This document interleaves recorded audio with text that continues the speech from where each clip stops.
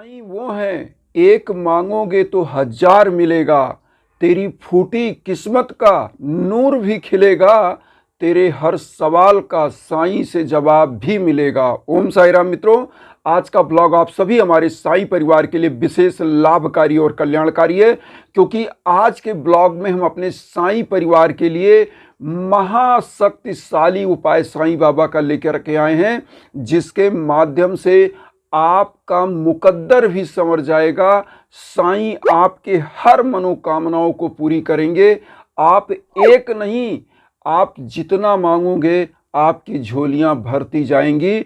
और साईं का ये दर वो दर है जहां पर आप खुद जानते हैं कि कोई भी ऐसा सवाल ही नहीं होगा जिसकी झोलियां भरती ना हो, क्योंकि हमारे साईं के 11 वचन में ऐसा कहा गया है कि जैसा भाव रहा जिस जन का वैसा रूप हुआ मेरे मन का, और भार तुम्हारा मुझ पर होगा, वचन न मेरा झूठा होगा।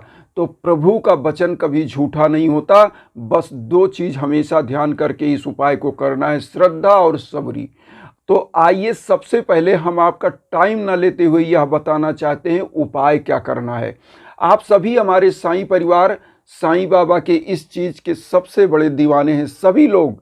और ये एक ऐसी चीज है जो आप सब लोग जानते हैं, इसको साईं ऊदी के नाम से जानते हैं, जो साईं बाबा ने खुद अपने हाथों से प्रज्वलित किया था। धूनी आज भी द्वारका माई में वह प्रज्वलित है। उस ऊदी के चमत्कार को हम लोग नमस्कार करते हैं। और मैं एक चीज बता दूं, ये दुनिया उस पर विश्वास करती है जहां चमत्कार होता है। तो चमत्कार का मतलब आप समझिए, चमत्कार ये नहीं होता है कि कोई चीज आपका बरसने लगा। चमत्कार ये नहीं होता। साईं कहते हैं कि तुम करोगे, माध्यम बनोगे तुम, लेकिन करूंगा मैं। मतलब आप एक कदम बढ़ाओगे, हम 100 कदम आगे आपको ले जाएंगे, लेकिन माध्यम आप रहोगे। क्योंकि साईं कहते हैं मुझे सदा जीवित ही जानो, अनुभव करो सत्य पहचानो। तो अनुभूतियां होती हैं। आज हम इसी साईं ऊदी का उपाय आपको बताने वाले हैं कैसे करना है।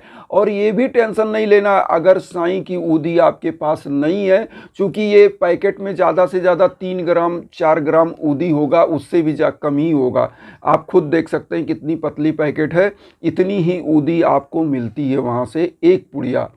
तो ये ऊदी को आपको करना क्या है, एक डिब्बी ले लीजिए, छोटी सी डिब्बी में क्या करिए, जो आपके आसपास मंदिर है, अगर साईं मंदिर है, वहाँ पर जो धूनी प्रज्वलित होती है, उस धूनी की थोड़ी सी ऊदी उस डिब्बी में ले आइए। इस ऊदी को मिला दीजिए, सेम वही ऊदी बन जाएगी और आपके पास ज़्यादा मात्रा में हो जाएगी। अगर वो ये ऊदी नहीं भी है तो उस साईं मंदिर की ऊदी भी इसी ऊदी का कार्य करेगा, क्योंकि साईं बाबा कहते हैं कि जहाँ जहाँ तुम मुझे खोजोगे वहाँ वहाँ मैं हूँ, उस रूप में हूँ। जैसा भाव रहा जिस जन का वैसा रूप हुआ मेरे मन का।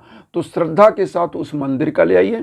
उस मंदिर का भी ऊदी नहीं है तो मैं आपको बता दूँ, आपके घर में जो बाबा के लिए आप धूप बत्ती जलाते हो, उसकी राख को ही रख लो एक डिब्बी में कलेक्ट करके। जो अगरबत्ती धूप बत्ती आप जलाते हो या हवन करते हो, तो उसकी राख को चाल करके एक डिब्बी में बढ़िया सा रख लीजिए। करना क्या है अब मैं आपको बताऊंगा इस ऊदी का प्रयोग कैसे करना है। ऊदी एक है, इसके हजारों लाखों प्रयोग हैं। मैं आपको बताना चाहता हूं, सबसे पहला जो मैंने भी जीवन में किया है और मैंने लोगों के लिए किया है, इस मैं आपको बता दूं, यह जो उपाय आज मैं बताने जा रहा हूं, ये उपाय हमारे एक साईं परिवार के लोग हैं जिनके लिए मैंने हवन भी किया था, और इस उपाय को भी हमने उनको बोला था करने के लिए, और आज उनकी मन्नत भी पूरी हुई है। तो उन्होंने बताया, तो हमने सोचा इस उपाय को आप तक भी पहुंचाएं। तो ये उपाय हम आप तक भी लेकर के आए हैं। कैसे करना है आप ध्यान दीजिएगा। आपको करना क्या है, आपने ऊदी ले लिया, पहला ऊदी को ले लिया, रख लिया।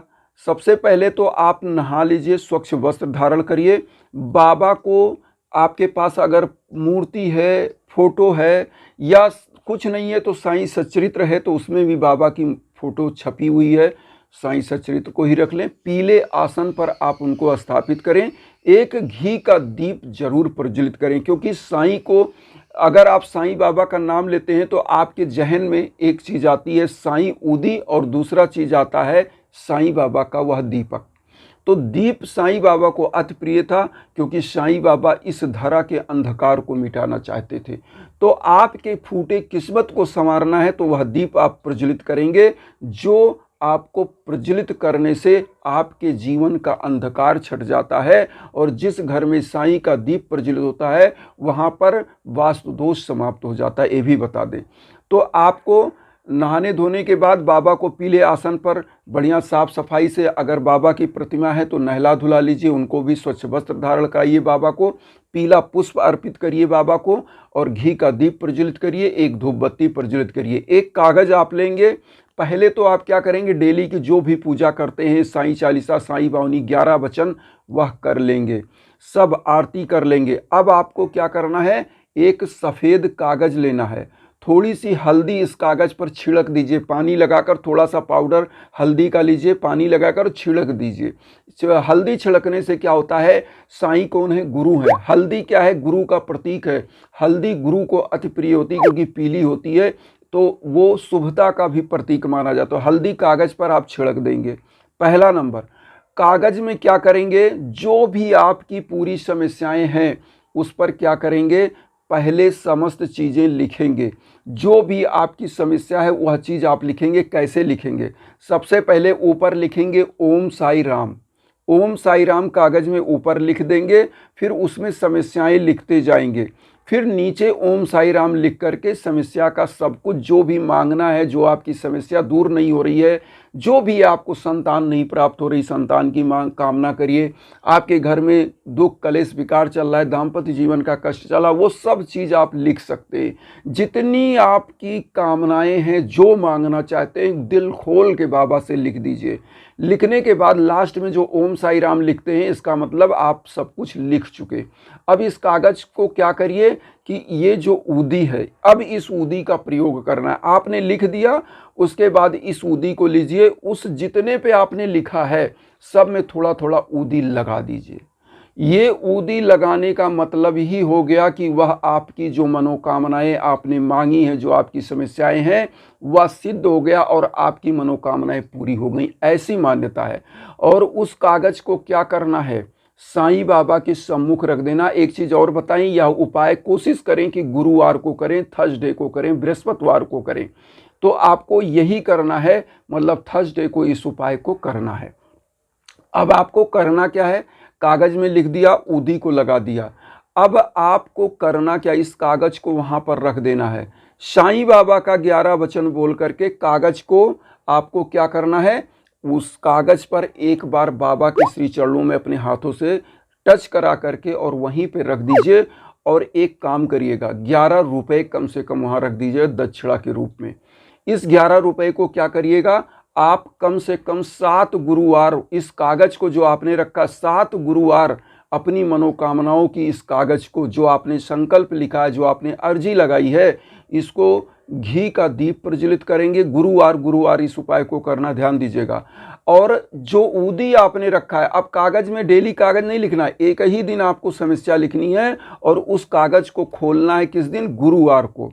तो 7 गुरुवार करना है, मतलब 7 थर्सडे करना है। तो हर गुरुवार को कागज़ को खोलना है, इस ऊदी को उस पर लिखे हुए चीज़ पर लगाना है और फिर प्रणाम करके डेली की पूजा, साईं बावनी, साईं चालीसा, 11 वचन, आरती करने के बाद इस कागज़ को फिर वहीं रख दीजिए। और जब लास्ट गुरुवार आपका आएगा तो जो 11 रुपये आपने दक्षिणा के रूप में चढ़ाया, इसको आपको किसी साईं मंदिर में या किसी गरीब दीन दुखिया को दे देना है। और उसके बाद उस कागज़ को आपको क्या करना है, किसी बहते हुए जल में प्रवाहित कर देना है 7वें गुरुवार को शाम को, या 1-2 दिन के बाद भी जब भी आपको टाइम मिले ले जा करके। और यह उपाय जो आप करेंगे गुप्त रूप से करेंगे, चुपचाप करेंगे, किसी को कुछ मत बताइए हम क्या कर रहे हैं। क्योंकि देखिए, कहावत है कि नज़र कैसे लगती है। पूजा पाठ में क्या होता है, अरे ये आदमी ऐसा कर रहा है, ऐसा कर रहा है, तो आदमी की नज़रें उस पर लगती हैं। इसलिए अपनी चीज़ें, अपनी बातें केवल प्रभु से बतानी चाहिए, इंसान से कभी नहीं बताना चाहिए। इंसान तो आपका मज़ा भी ले सकता है, तो प्रभु से बताइए, सच्ची श्रद्धा के साथ उपाय करिए। और इसी के साथ साथ हम एक चीज़ और बताएंगे, जब जीवन में भीषण बाधाएं आए तो आपको करना क्या है। एक यज्ञ याजन हवन जरूर कराइए। इसीलिए हम इंस्टाग्राम का भी आपको लिंक देते हैं कि कहीं भटकना ना पड़े, एक ही जगह पर आपको सब कुछ मिले।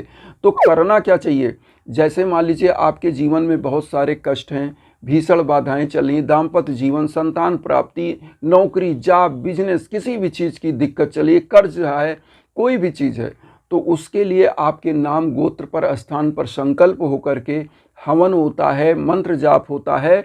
और मैं आपको बताऊं, आप विश्व के कोने कोने में कहीं हो तो यह ऊर्जा आप तक पहुंचती है, क्योंकि ऊर्जा क्या होती है, अदृश्य होती है। जिस प्रकार से सैटेलाइट ऊपर होता है ना, आप मोबाइल लिए हो तो मोबाइल में तो कोई तार लगा नहीं है, उसी प्रकार से यह ऊर्जा क्या होती है कि आप तक पहुंचती है। आप कोनो एक रिसीवर हो और उस ट्रांसपॉन्डर से वह एनर्जी रेज आपके लिए छोड़ी जा रही है। तो ये होता है इस हवन का कमाल। और इसीलिए हम कहते हैं कहीं भटकने की ज़रूरत नहीं है। आप हमारे इंस्टाग्राम पर आइए, हमारे लाइक जो है, हम हमेशा तत्पर हैं। अब आपसे यही कहेंगे कि वसुधैव कुटुंबकम की जो विचारधारा हम ले चल रहे हैं, उस विचारधारा में आप सभी लोग अपना आशीर्वाद चैनल को सब्सक्राइब करके दीजिए और उन साईं भक्तों तक वीडियो को जरूर शेयर करिए जो किन्हीं कारणों से कष्ट में, दुख में। इसी भावना के साथ ओम साई राम।